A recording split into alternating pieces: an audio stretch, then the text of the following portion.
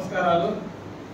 ముఖ్యంగా విద్యాశాఖలో ఇటీవల ఇంతకుముందు మధ్యాహ్న భోజనం 10th క్లాస్ వరకు ఉండేది, మనం అందించే వాళ్ళము. ఈ సంవత్సరం నుంచి ఇంటర్మీడియట్ పిల్లలకు కూడా మధ్యాహ్న భోజనం మనం అందిస్తున్నాము. ఇంటర్మీడియట్ వాళ్ళు ఇంతకుముందు డే స్కాలర్ మనకుండేది మోడల్ స్కూల్లో. డే స్కాలర్ పిల్లలు వాళ్ళే భోజనం తెచ్చుకునేవాళ్ళు, లేదా ఇళ్ళకి తెచ్చుకునేవాళ్ళు. ఈ సంవత్సరం నుంచి మనము ఈ కొత్త సంవత్సరం 2025 నుంచి మన మోడల్ స్కూల్లో ఇంటర్మీడియట్ విద్యార్థులు కూడా మనము మధ్యాహ్న భోజనం అందిస్తున్నాము. అదేవిధంగా గతంలో 117 జీవో తీసుకొచ్చి 3-4 తరగతులని హై స్కూల్కి మెచ్చి చేస్తున్నారు.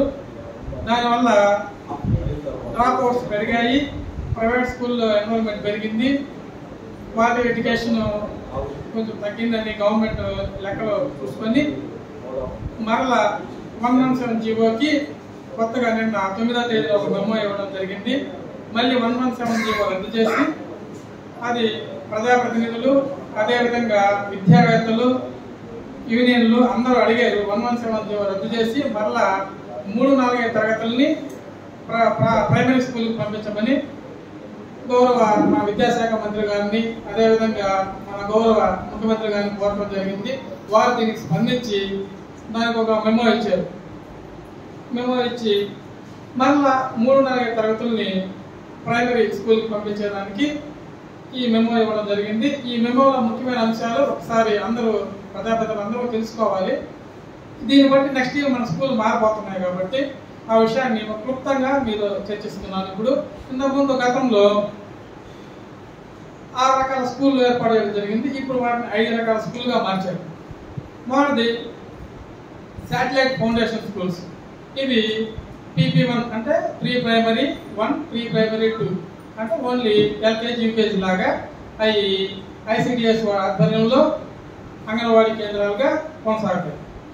నెక్స్ట్ రెండోది ఫౌండేషన్ స్కూల్స్ PP1, PP2 అంటే ప్రీ ప్రైమరీ LKG UKGతో పాటు 1-2 తరగతులు అవి ఫౌండేషన్ స్కూల్గా కొనసాగుతాయి. అంటే మన గ్రామాల్లో ఇప్పటి నుంచి 1-2 మాత్రమే ఉంటాయి కొన్ని ఊర్లలో.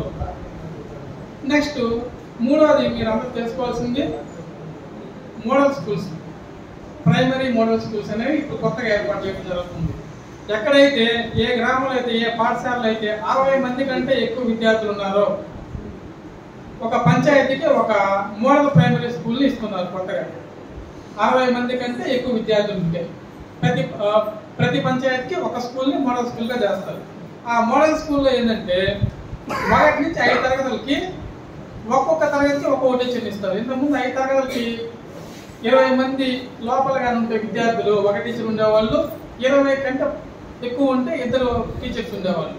అలా కాకుండా 60 మంది విద్యార్థులుగా ఉంటే ఏ పంచాయతీలో ఆ పంచాయతీలో ఉంటే వాళ్ళని మోడల్ ప్రైమరీ స్కూల్గా చేసి ప్రతి తరగతికి ఒక టీచర్ని ఇస్తారు. 1 తరగతి 1 టీచర్ ఉంటారు, 2 తరగతి 2 అట్లా ప్రైమరీ స్కూల్ 5 తరగతికి 5 టీచర్లు ఇస్తున్నారు. అదే 120 పైన ఉంటే ఒక HM పోస్ట్ కూడా ఇస్తారు ప్రైమరీ స్కూల్కి. అది కొత్తగా వచ్చిన మార్పు. అదేవిధంగా 60 మంది లేనప్పుడు అంతకంటే తక్కువ మంది విద్యార్థులు ఉన్నప్పుడు వాటిని బేసిక్ ప్రైమరీ స్కూల్గా మార్చుతున్నారు. అంటే గతంలో ఉండే స్కూల్ లాగానే అనమాట. 5 తరగతులు ఉంటారు, 5 తరగతులు ఉంటాయి, 20 మంది కంటే ఎక్కువ ఉంటే 2 టీచర్లు ఉంటారు. అట్లా అనమాట బేసిక్ ప్రైమరీ స్కూల్స్. కొత్తగా వచ్చింది మోడల్ ప్రైమరీ స్కూల్. దానికి మాత్రం ఒక్కొక్క తరగతి ఒక్కొక్క విద్యార్థులు. తర్వాత 3-4-5 విద్యార్థుల్ని మరలా ప్రైమరీ స్కూల్ తీసేసి హై స్కూల్ మాత్రం 6 నుంచి 10 వరకు హై స్కూల్నే వస్తారు. అట్లా 5 రకాల స్కూళ్ళు కొత్తగా ఏర్పాటు చేయడం జరుగుతుంది. ఇప్పుడు మాకెవరికైనా 60 మంది విద్యార్థులు లేరు, 60 మంది విద్యార్థులు మా దగ్గర లేరు, కానీ మాకు మోడల్ స్కూల్ కావాలి అని అంటే 45 మంది విద్యార్థులు ఉన్నా కానీ మోడల్ ప్రైమరీ స్కూల్ని ఇస్తారు.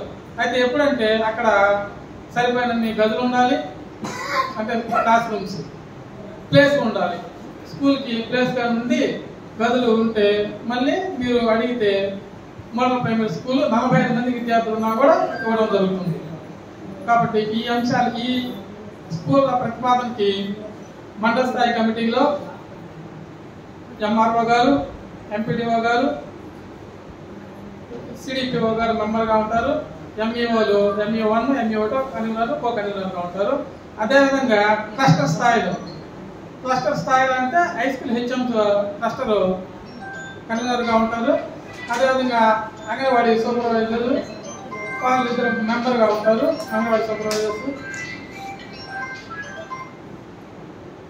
ఆ విధంగా క్లస్టర్లో ఏ స్కూల్ని మనము శాటిలైట్ ఫౌండేషన్ స్కూల్గా చేయాలి, ఏ స్కూల్ని మోడల్ ప్రైవేట్ స్కూల్గా చేయాలి, ఏ స్కూల్ని బేసిక్ ప్రైమరీ స్కూల్గా చేయాలి అని చెప్పేసి మనందరం మీరు క్లస్టర్ పరిధిలో నిర్ణయించుకుంటే మండల స్థాయిలో వాటిని అప్రూవల్ చేసి మేము డిఓ గారికి పంపించడం జరుగుతుంది. అదేవిధంగా కలెక్టర్ గారికి కూడా అది దాన్ని సబ్మిట్ చేయడం జరుగుతుంది.